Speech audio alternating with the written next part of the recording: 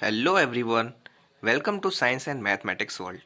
I'm Kaushalendra खरे और आज के इस वीडियो में मैं आपके लिए लाया हूँ आप ही की टेक्स्ट बुक के chapter number 2 is matter around us pure के इन टेक्स्ट क्वेश्चन को जो कि पेज नंबर 15 पर दिए गए हैं।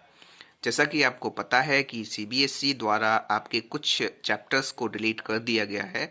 इनमें से आपका पहला चैप्टर मैटर अवर सराउंडिंग भी है, इसीलिए हम आपके second chapter is matter around us pure से शुरू कर रहे हैं। और इसमें जो जो आपके चैप्टर्स डिलीट हो गए हैं उन्हें हम कभी नहीं, वो भी अपने सिलेबस में इंक्लूड नहीं करेंगे। आपको वो उनके वीडियोज यदि आपको देखना हो तो आपको वो आगे के उसमें मिलेंगे, लेकिन अभी हम केवल आपका वही सिलेबस लेके चलेंगे जो आपका लेटेस्ट सिलेबस है। तो चलिए हम शुरू करते हैं इस आपके इन टेक्स्ट क्वेश्चंस को और देख लेते हैं कि आपके इन टेक्स्ट क्वेश्चंस में क्या दिया हुआ है। आपके पहले क्वेश्चंस में दिया है what is meant by a pure substance. इसका सीधा सा मतलब है कि प्योर सब्सटेंस से आपको क्या समझ में आता है, क्या मतलब है इसका। तो आपका जो प्योर सब्सटेंस है इसकी हमने यहाँ पे डेफिनेशन दी है सिंपल लैंग्वेज में। इसमें है कि it is it is one that contain only single type of constituent particle atom और molecules that have same chemical nature. Pure substance can be classified as element और कंपाउंड।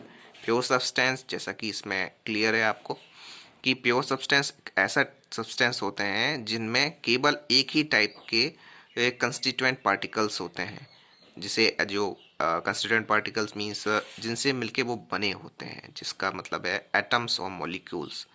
और उनका chemical nature जो होता है वो एक सा होता है, सेम होता है।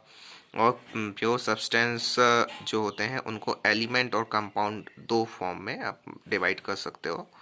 और आप जैसा प्योर सब्सटेंस में शुद्ध पदार्थ, उसमें कोई भी मिलावट नहीं है, तो आप शुद्ध जो चीज़ है उसी को हम प्योर सब्सटेंस बोलते हैं।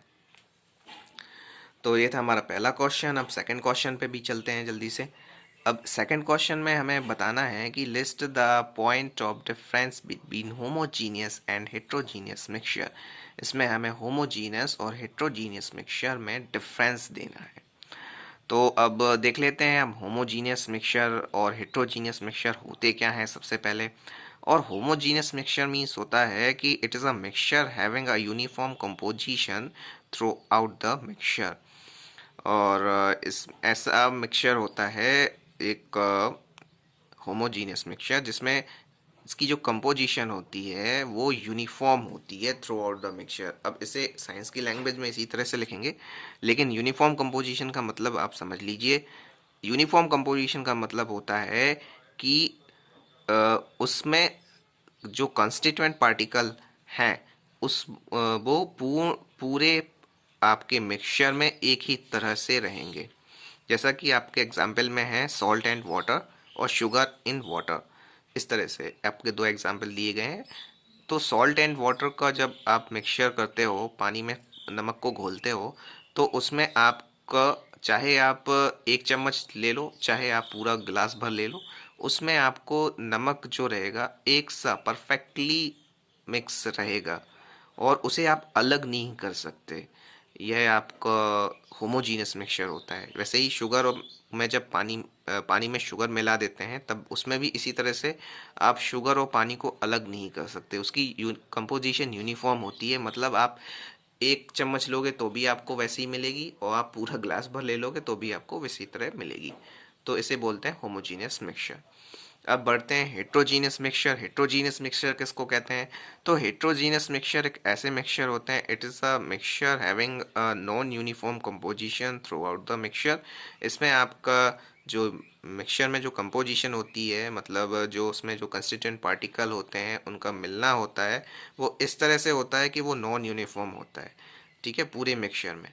जिस तरह से आप एग्जांपल ले सकते हो कि जैसे चिरौंजी दाना जो होते हैं उसमें आप चना मिला देते हो, तो जब चना और चिरौंजी दाने को मिलाते हो तो उसमें वो अच्छी तरीके से मिक्स नहीं हो पाते। कहीं आपको ज़्यादा चना मिल जाते हैं, कहीं कम चिरौंजी दाने मिलते हैं, इस तरह से होता है। तो उसी तरह से ये हेट्रोजीनियस मिक्सचर भी होते हैं। इसमें एग्जाम्पल दिए गए हैं NaCl प्लस आयरन फिलिंग, नमक में आप आयरन फिलिंग डाल दो, और सोडियम NaCl मतलब नमक में आप सल्फर डाल दो, और ऑयल प्लस वाटर।